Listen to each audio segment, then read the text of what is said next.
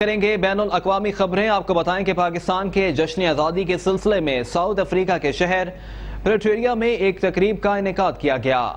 تقریب کا آغاز قومی ترانے سے کیا گیا۔ تقریب کا حوال جانتے ہیں سید ندیم بخاری کی اس رپورٹ میں۔ پاکستان کے 71ویں جشن آزادی کو منانے کے لیے جنوبی افریقہ کے شہر پریٹوریا میں چودھری جان محمد ساجد خان حالقدت بٹی شہزاد احمد کے زیر اہتمام ایک جشن کا انعقاد کیا گیا، جس میں پاکستانی کمیونٹی کی کثیر تعداد کے علاوہ چیف آف آرمی سٹاف جنوبی افریقہ جنرل جیم نے بھی خصوصی شرکت کی۔ تقریب کا آغاز تلاوت قرآن پاک سے ہوا اور بعد میں قومی ترانہ پڑھا گیا۔